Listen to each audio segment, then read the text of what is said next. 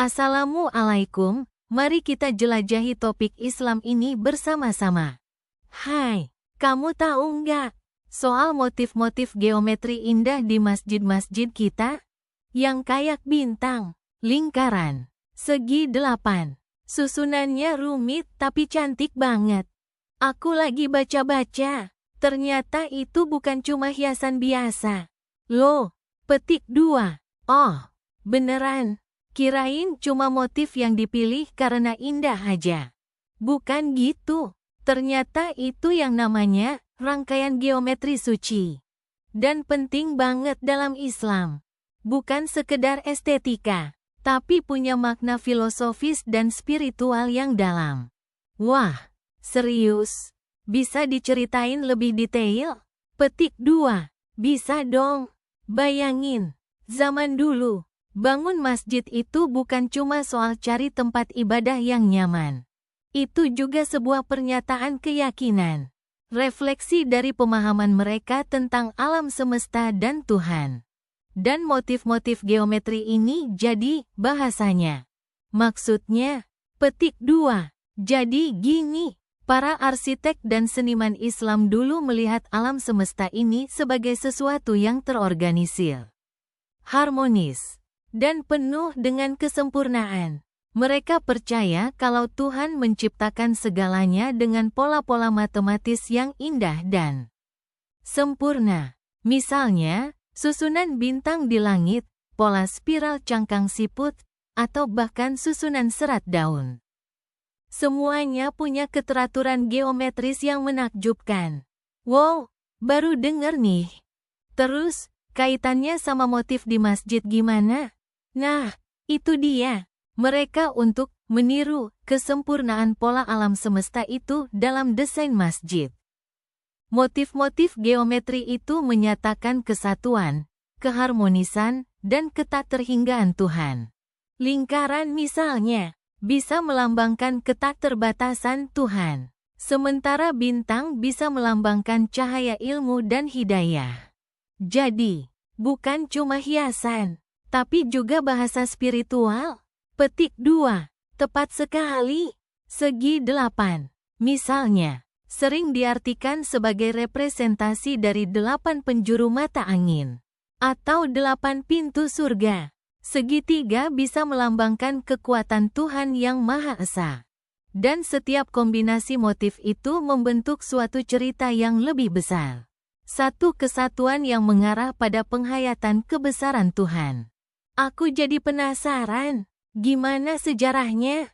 Dari mana motif-motif ini berasal? Petik 2. Wah, itu panjang ceritanya. Tapi singkatnya, inspirasi ini dari berbagai. Mulai dari matematika Islam, yang sangat maju di zaman keemasan Islam. Geometri Yunani, dan juga seni lokal di masing-masing daerah.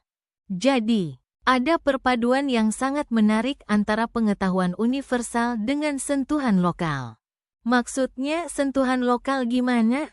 Petik 2. Misalnya, di Masjid Demak, kita bisa melihat penggunaan motif-motif yang terinspirasi dari kebudayaan lokal Jawa. Di masjid lainnya, kita bisa melihat adaptasi yang berbeda lagi kebudayaan di daerahnya. Jadi, bukan hanya mengenai kesatuan Islam secara global, tapi juga menunjukkan keberagaman dan keunikan budaya di Nusantara. Artinya, motif-motif ini juga mencerminkan kearifan lokal. Ya, petik 2. Betul banget. Itu yang membuat rangkaian geometri suci ini jadi sangat unik dan berharga. Ini bukan cuma warisan Islam secara universal, tapi juga warisan budaya Indonesia yang kaya dan beragam. Setiap motif itu bercerita tentang sejarah, kepercayaan, dan seni lokal setempat.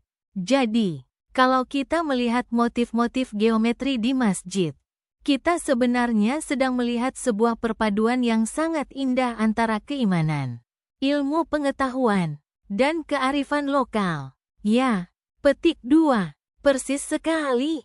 Itulah keindahannya.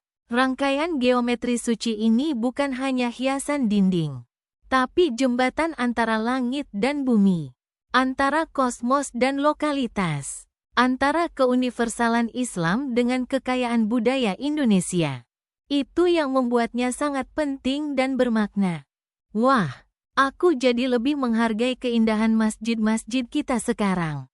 Terima kasih ya sudah menjelaskan. Petik 2. Sama-sama, senang bisa berbagi. Semoga kita bisa terus menjaga dan mengagumi warisan luar biasa ini. Tahu nggak, Kak? Gue lagi baca buku tentang masjid-masjid tua di Indonesia. Dan, gila, ternyata desainnya itu nggak cuma asal-asalan. Ada filosofi dan simbolisme yang dalam banget. Kata Dina, semangatnya langsung terpancar. Gue, yang lagi asyik ngupil mangga, langsung berhenti dan menatap Dina dengan penuh minat. Dina itu emang selalu punya cerita-cerita menarik. Masjid, simbolisme, cerita dong, sahut gue. Penasaran. Dina menyandarkan diri ke sofa, mengambil segelas air putih lalu melanjutkan. Jadi gini, kita ngomongin rangkaian geometri suci dalam Masjid Nusantara. Bayangin ya, zaman dulu, waktu Islam baru masuk ke Indonesia. Bukan cuma dakwahnya aja yang unik, tapi juga cara mereka menggabungkan ajaran Islam dengan budaya lokal yang udah ada. Dan salah satu cara yang paling menarik itu terlihat di arsitektur masjid-masjidnya. Maksudnya gimana? Kan cuma bangun masjid. Ya, tanya gue, masih agak bingung. Dina tersenyum. Bukan cuma bangun, tapi bagaimana bangunnya. Bayangkan para arsitek, tukang batu, bahkan mungkin para ulama dan pemimpin masyarakat waktu itu. Mereka berdiskusi, merencanakan, dan membangun masjid bukan sekadar sebagai tempat ibadah, tapi juga sebagai representasi dari kosmos, alam semesta, dan juga identitas lokal mereka. Bayangkan betapa rumit dan indahnya. Petik 2. Kosmos. Maksudnya kayak gimana? Petik 2. Nah, ini dia yang menarik. Mereka menggunakan geometri suci, bentuk-bentuk geometri tertentu, kayak segitiga, persegi, lingkaran, bintang, dan kombinasi-kombinasinya, untuk merepresentasikan konsep-konsep kosmologi Islam. Misalnya, lingkaran bisa melambangkan ketakhinggaan Tuhan. Segitiga bisa merepresentasikan Trinitas Ilahiyah, atau mungkin keseimbangan. Sementara bintang mewakili cahaya ilahi. Tapi, ini bukan interpretasi yang kaku ya. Karena tiap masjid bisa punya interpretasi berbeda-beda. Jadi, mereka kayak ngode lewat bentuk-bentuk geometri itu. Petik 2. Tepat sekali. Dan yang kerennya lagi, ini nggak cuma mengambil inspirasi dari agama, tapi juga dari lingkungan sekitar mereka. Contohnya, pola-pola ukiran di dinding masjid mungkin terinspirasi dari motif batik, tenun, atau ukiran kayu tradisional. Jadi, ada perpaduan yang harmonis antara ajaran Islam dan budaya lokal. Bayangkan, sebuah masjid di Jawa Tengah bisa punya ornamen yang berbeda dengan masjid di Aceh atau di Sumatera Utara. Meski sama-sama mengaplikasikan geometri suci. Dina melanjutkan dengan semangat. Bayangkan lagi, pembangunannya, keahlian para pengrajin, ketekunan mereka dalam mengukir setiap detail. Itu semua mencerminkan rasa hormat dan keimanan mereka yang luar biasa. Ini bukan hanya soal estetika, tapi juga soal spiritualitas. Wah, keren banget. Jadi, awalnya itu kayak bagaimana sih? Siapa yang memulai semuanya? Petik 2. Gak ada satu orang pun yang bisa diklaim sebagai penemu konsep ini. Ini lebih ke sebuah evolusi, perkembangan bertahap dari generasi ke generasi. Bayangkan, seorang tukang batu muda belajar dari gurunya, menambahkan sentuhan kreativitasnya sendiri. lalu diajarkan lagi ke muridnya, dan seterusnya. Transfer pengetahuan dan keterampilan ini yang membuat tradisi geometri suci dalam arsitektur masjid terus berlanjut selama berabad-abad. Jadi, setiap masjid itu seperti sebuah karya seni yang unik dan bercerita. Petik 2. Dina mengangguk.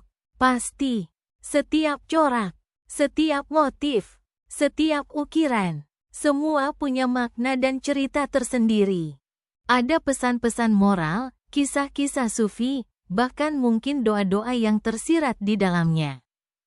Dan yang paling mengagumkan, semua itu terintegrasi dengan sangat harmonis.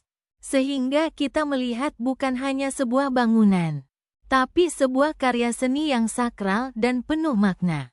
Wah, jadi makin penasaran nih. Gue harus cari tahu lebih banyak tentang ini, kataku, sambil menghabiskan sisa mangga di tangan. Itu dia. Makanya, gue pengen banget ngajak kamu ke beberapa masjid tua di sekitar sini. Kita bisa lihat langsung betapa indah dan rumitnya geometri suci ini diaplikasikan. Bayangkan, kita bisa merasakan langsung sentuhan sejarah, kearifan lokal, dan keagungan Tuhan dalam setiap detailnya. Dina tersenyum, mata berbinar-binar. Gue tersenyum balik. Deal, kapan kita jalan? Rasa penasaran gue sudah berkobar-kobar. Gue nggak pernah menyangka bahwa di balik keindahan arsitektur Masjid Nusantara tersimpan begitu banyak rahasia dan makna yang dalam. Perjalanan menjelajahi rangkaian geometri suci dalam Masjid Nusantara baru saja dimulai. Tahu nggak? Gue lagi baca buku tentang geometri di masjid-masjid Nusantara. Keren banget, kata Rara, semangat sambil menunjuk buku tebal di mejanya. Gue, yang lagi sibuk ngecek email, langsung mendongak. Geometri, masjid. Maksudnya gimana? Masjid kan bangunan, bukan pelajaran matematika, sahut gue. Agak bingung. Rara ketawa. Nah, itu dia yang seru. Ternyata, tata letak, bentuk, dan ornamen di banyak masjid Indonesia itu nggak asal-asalan. Ada filosofi dan simbolisme yang dalam banget, terutama yang berhubungan dengan geometri suci. Bayangkan, dari bentuk kubah, mihrab, sampai ukiran-ukiran kecil di dinding. Semua punya makna. Petik 2. Wah, beneran. Cerita dong. Gue langsung tertarik. Rara memang selalu punya informasi unik dan menarik. Rara bersandar ke kursi, menatap langit-langit seolah mengingat-ingat. Jadi gini.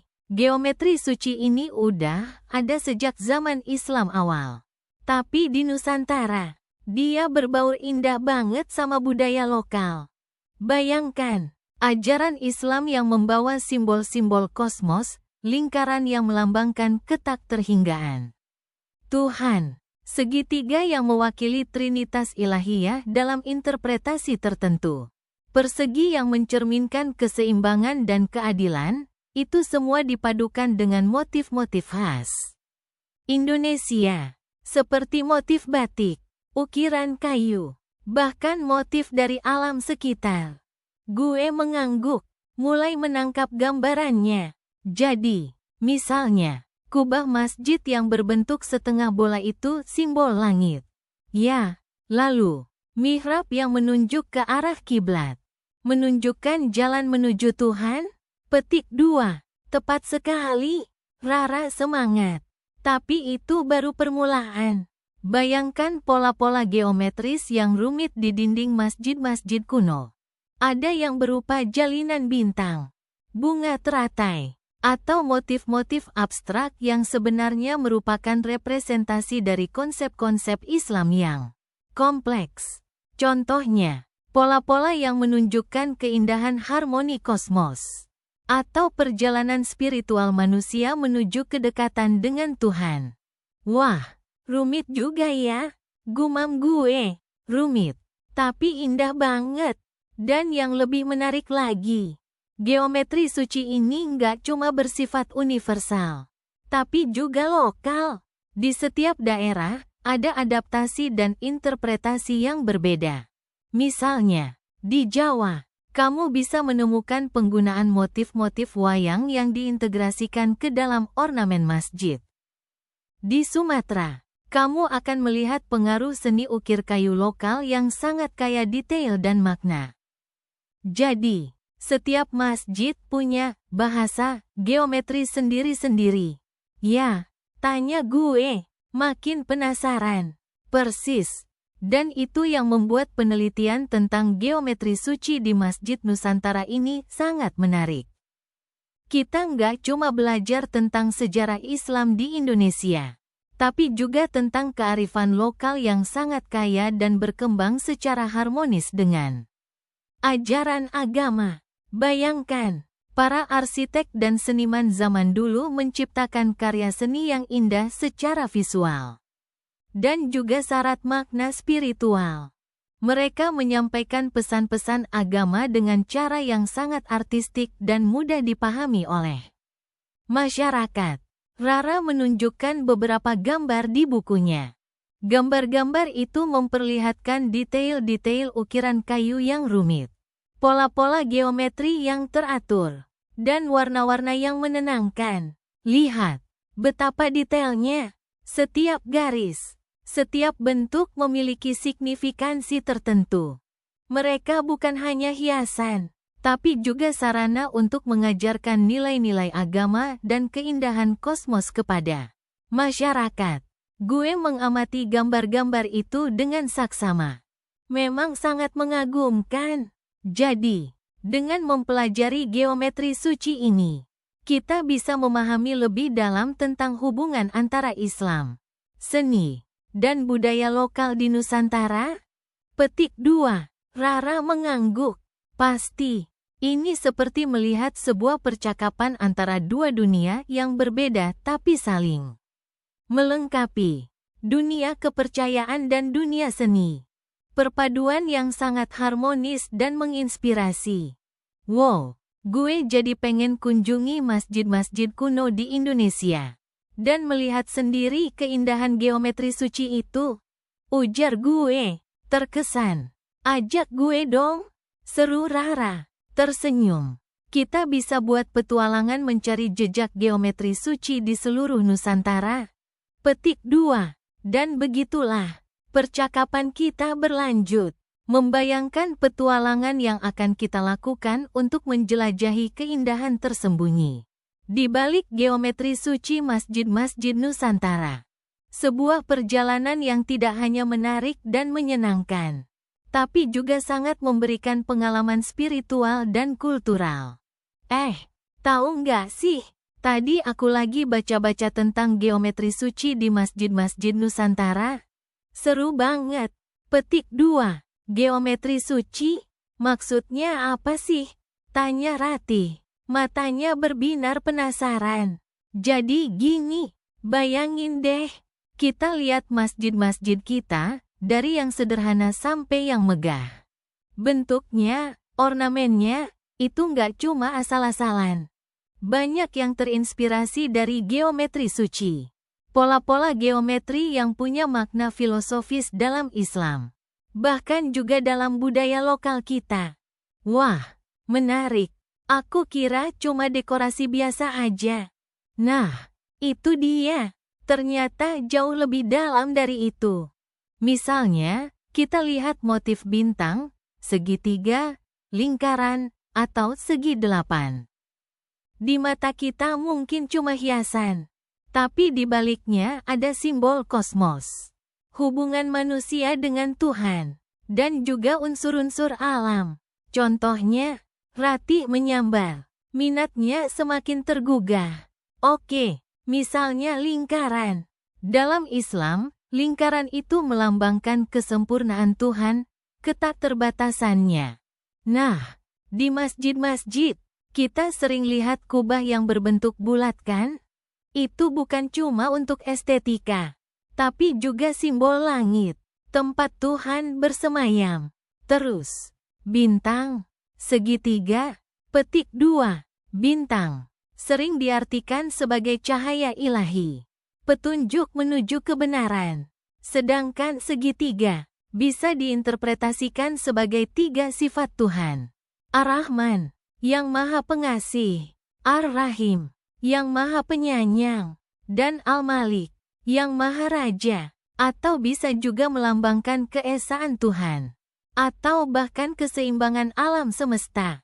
Wah, keren banget ya! Jadi setiap motif punya makna yang berbeda-beda. Petik 2. Betul banget. Dan yang lebih menarik lagi, geometri suci ini nggak cuma terinspirasi dari ajaran Islam, tapi juga terintegrasi dengan unsur-unsur budaya lokal. Bayangin, kita punya beragam budaya di Indonesia, dari Jawa, Sumatera, Bali, dan seterusnya. Masing-masing punya kearifan lokal sendiri, yang kemudian terwujud dalam ornamen masjid. Maksudnya gimana? Petik 2. Misalnya, di Jawa, kita bisa menemukan motif-motif batik yang diadaptasi dalam desain masjid. Itu menunjukkan bagaimana ajaran Islam berpadu harmonis dengan budaya Jawa. Atau di Sumatera, kita bisa melihat pengaruh arsitektur tradisional setempat yang dikombinasikan dengan unsur-unsur geometri suci. Ini menunjukkan betapa fleksibel dan adaptifnya Islam dalam beradaptasi dengan kon lokal. Jadi, geometri suci itu kaya akan simbolisme. Ya, mencerminkan bagaimana ajaran Islam berintegrasi dengan budaya lokal di Nusantara. Petik 2. Persis, itulah yang bikin kajian geometri suci di masjid-masjid Nusantara ini menarik. Dia bukan sekadar studi arsitektur, tapi juga studi tentang sejarah, agama, dan budaya. Dia menunjukkan bagaimana Islam nggak cuma hadir sebagai agama yang terpisah, tapi sebagai bagian integral dari kehidupan masyarakat Indonesia. Lalu, bagaimana sih perkembangan geometri suci ini dari waktu ke waktu? Petik 2. Nah, ini yang seru. Perkembangannya itu mengikuti dinamika sejarah Islam di Nusantara. Pada masa-masa awal penyebaran Islam, geometri suci mungkin masih sederhana, pada simbol-simbol yang mudah dipahami. Tapi seiring berjalannya waktu, semakin kompleks dan beragam. Arsitek dan seniman Muslim semakin kreatif dalam mengolahnya, menciptakan pola-pola yang unik dan indah, tetapi tetap bermakna. Jadi, semakin berkembangnya, semakin kaya dan kompleks pula simbolisme yang terkandung di dalamnya. Petik 2. Betul sekali. Sampai akhirnya, kita bisa melihat keberagaman yang luar biasa dalam geometri suci di masjid-masjid Nusantara. Setiap masjid punya ciri khasnya sendiri, mencerminkan kon sejarah dan budaya di tempatnya berdiri. Kebayang nggak? Setiap detail itu menyimpan cerita panjang tentang perjalanan Islam di Indonesia. Petik 2. Wah, aku jadi pengen banget menjelajahi masjid-masjid di Indonesia dan melihat sendiri geometri suknya. Kayaknya bakal jadi pengalaman yang sangat bermakna. Pasti, selain indah secara estetika, kamu juga akan mendapatkan pemahaman yang lebih dalam tentang sejarah, agama, dan budaya Indonesia. Geometri suci ini bagaikan sebuah jendela yang membuka kita pada kekayaan warisan intelektual dan spiritual nenek moyang kita. Terima kasih ya, sudah cerita banyak banget. Aku jadi lebih tahu sekarang. Petik 2. Sama-sama, senang bisa berbagi. Masih banyak lagi yang bisa kita bahas soal ini sebenarnya. Tapi semoga ini sudah memberikan gambaran yang cukup. Mungkin lain kali kita bisa eksplor lebih detail lagi. Mungkin ke daerah tertentu, atau jenis motif tertentu. Ide bagus. Aku nggak sabar. Ratih tersenyum. Mata berbinar penuh semangat untuk eksplorasi lebih lanjut. Percakapan mereka pun berlanjut. membicarakan rencana kunjungan ke masjid-masjid bersejarah dan menyelami keindahan geometri suci Nusantara. Tahu nggak sih soal motif-motif geometri di masjid-masjid kita? Yang kayak bintang, lingkaran, segitiga, terus diulang-ulang membentuk pola rumit gitu? Aku mulai, sambil menyeruput teh hangat. Oh, yang itu? Iya, sering lihat. Cantik banget, ya? Kayak kaligrafi, tapi beda, jawab Dina, temanku, mengangguk setuju. Matanya berbinar-binar, seperti terpesona mengingat keindahan arsitektur masjid-masjid yang pernah dikunjunginya. Nah, itu dia. Itu bukan cuma hiasan biasa, loh. Itu namanya rangkaian geometri suci, jelasku.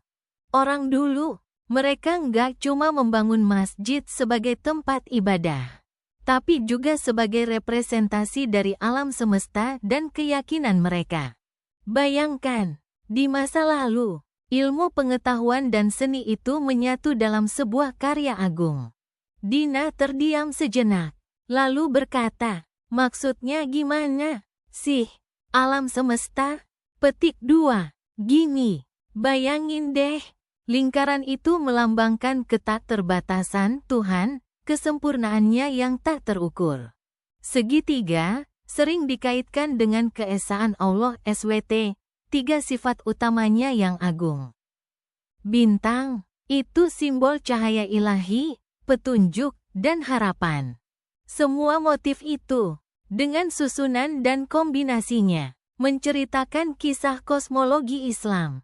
Mengajarkan kita tentang keteraturan alam semesta ciptaan Tuhan. Wah, keren banget.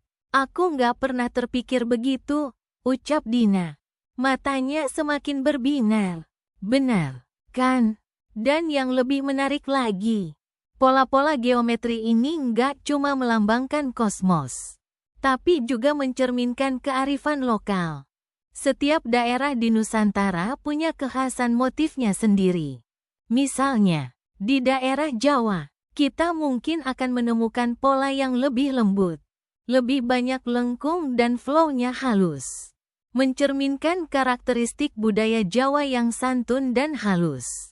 Sementara di daerah Sumatera, mungkin motifnya lebih tegas, lebih banyak sudut tajam, merefleksikan semangatnya yang dinamis. Aku melanjutkan, bayangkan, para pengrajin masjid di masa lalu. Mereka adalah seniman sekaligus ahli matematika, ahli geometri. Mereka dengan teliti menghitung, merancang, mengolah material, dengan penuh kesabaran dan ketekunan untuk menciptakan karya yang luar biasa. Mereka menorehkan iman mereka, kecerdasan mereka, dan budaya mereka dalam setiap detail ukiran di masjid. Jadi, mereka nggak cuma membangun bangunan, tapi juga membangun sebuah pesan, timpal Dina. Mengerti apa yang kukatakan? Tepat sekali. Mereka mengajarkan tentang keselarasan antara manusia, alam semesta, dan Tuhan.